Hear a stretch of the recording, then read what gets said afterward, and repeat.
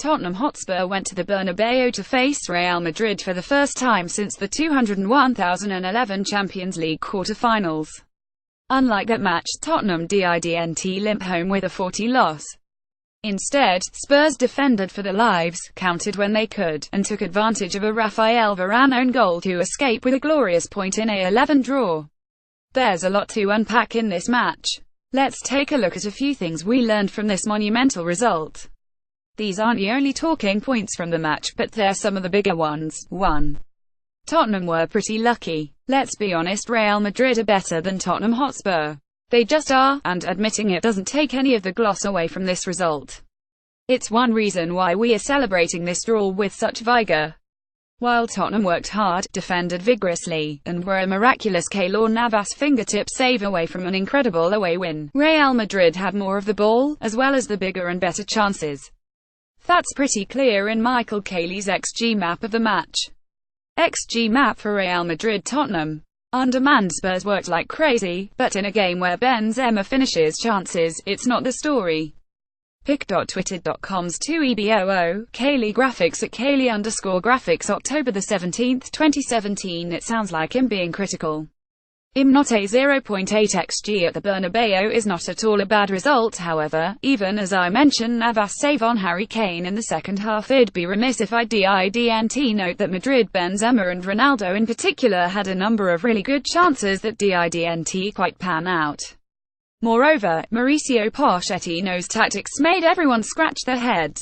Rather than play, an actual fullback, Poch instead pushed Jan Vertonghen wide left, dropped Dier into central defense, played a midfield three of Moussa Sissoko, Christian Eriksen, and Harry Winks, with Harry Kane up top beside Fernando Llorente.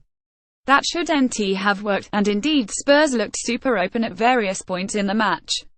Spurs' back line looked like one that wasn't always on the same wavelength. The absence of Ben Davies seemed to discombobulate the defensive line, and Madrid were able to capitalize on the disorganization much more effectively than Bournemouth did this past weekend. Whether keeping Vertonghen in central defense alongside Toby Alderweireld and Davinson Sanchez and having a more traditional Spurs lineup would have been better is an open question. You have to balance whether it would be better to keep Vertonghen in his natural position and play a fullback out of position where he could potentially get roasted, or trust a back three that doesn't include Jan. I don't have a good answer to that. I do know that it worked this time. On another night, Spurs let in 3 goals, 2. Spurs looked best when they played like Burnley midway through the second half, and holding on to a 11 draw, Spurs decided to abandon the midfield and started parking the bus. This was probably fine, because as well as Harry Winks and Sissoko played in the pivot, Spurs were still getting regularly overrun in the middle of the park. The fullbacks still pushed forward with pace when given the opportunity, but the central midfielders dropped deep enough that they were practically in the back line. Ironically, this spell corresponds to some of Spurs' best play of the match, and they looked an awful lot like Sean Dyche's Burnley squad in the way they set up. The extra focus on defending stabilized things, and while Madrid still kept a lot of the ball, they didn't look nearly as likely to score or get into good positions to score. If you remember that annoying draw against Dyche's Burnley at Wembley, that's exactly how they played. They sat deep, kept an organized back line, and on occasion broke with pace. I'm not sure if they worked over the course of a full 90-minute match, but being Burnley Hotspur helped keep Spurs from getting flattened later in the match when legs started getting tired and Pochettino refused to make a substitution. We don't see Spurs allowed defend all that often, but we do know they have a pretty stout defense. It's nice to know that they have that ability to park the bus when required, and that Pochettino isn't afraid to go against his better nature and choose that option when it's appropriate. 3. Winks and Sissoko were great, but Lloris saved Tottenham. There were a number of standout performers for Spurs against Real. Harry Winks was given the near-impossible task of containing Luka Modric, Casemiro, and Toni Kroos, and far from being overmatched, he was quietly fantastic, completing 91% of his passes with 3 interceptions.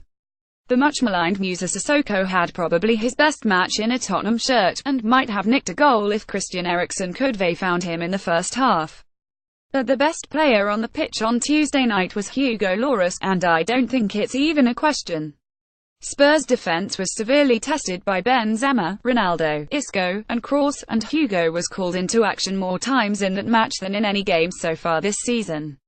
And he was remarkable. Hugo had 7 saves on the night, including a point-blank stop of a Benzema header with his trailing leg, and tipped a rocket of a shot from Ronaldo over the bar. On a night where Spurs' defense looked a little bit rocky, Lloris rose to the occasion and reminded us why he's considered one of the best keepers in Europe. 4. Fernando Llorente showed he has a role as a starter in this Spurs team. A lot of eyes turned sideways towards Mauricio Pochettino when his starting 11 was released, and it included Fernando Llorente starting alongside Harry Kane, instead of the expected Son Heung-min. No doubt it was in part due to the enormous amount of experience Llorente has both in the Champions League and against Real Madrid in particular. At this stage in his career, Llorente is a limited player. He's never been particularly fleet of foot, and now that helps well past 30. He's not a player you throw in and expect to press defenders or make dangerous runs off the back shoulder of defenders. But in many ways, Llorente was Spurs' best and most effective attacker against Madrid. Llorente is a very capable targetman up front, and by virtue of his ability to hold up play when necessary, it allowed Kane a freer role to drag defenders out of position and make space for others to run into. Llorente also had a number of flick-on headers, and showed an ability to pick out his on-rushing teammates with a well-weighted pass, especially in the second half when he dropped into a 10 role behind Kane.